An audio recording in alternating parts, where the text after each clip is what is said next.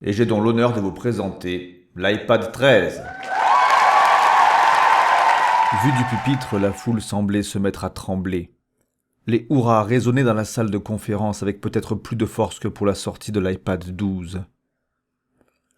L'orateur, satisfait de son public, lui offrit en récompense son plus beau sourire, tout en passant la main dans sa magnifique barbe bleue. Son coach s'était montré de bons conseils.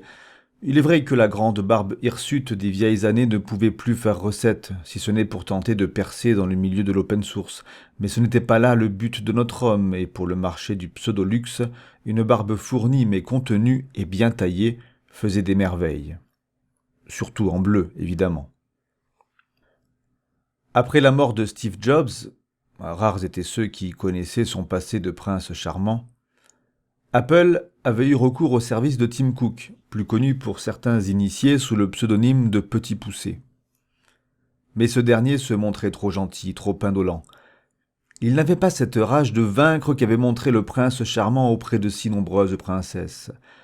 Le conseil d'administration d'Apple, non pas celui dont parle la presse, mais le conseil caché, le conseil des 7 personnes de petite taille, décida de démettre Tim de ses fonctions en 2021 pour le remplacer par un homme d'affaires discret, mais travaillant sans relâche depuis bien longtemps, Barbe Bleue.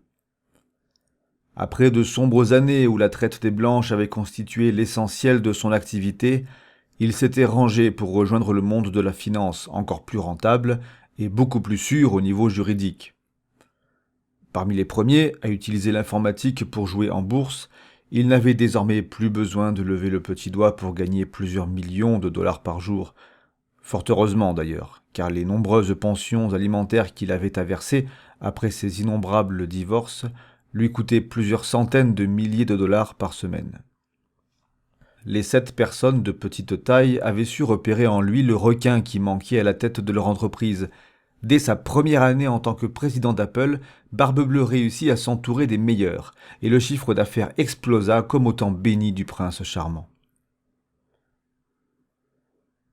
Et pourtant, riche, célèbre, adulé, lavé de son passé grâce à des avocats stars, chaque soir devant son miroir, Barbe Bleue contemplait sa cicatrice datant du jour où on l'avait laissé pour mort. Et en cette année 2024, ses lèvres écumantes de rage tremblaient à l'approche des élections présidentielles américaines. En cette année 2024, après avoir assisté impuissant à une campagne menée de main de maître par Gretel Holzhacker, voilà que Barbe Bleue voyait sa pire ennemie, Anne, sa belle-sœur Anne, largement favorite à la succession d'Hillary Clinton.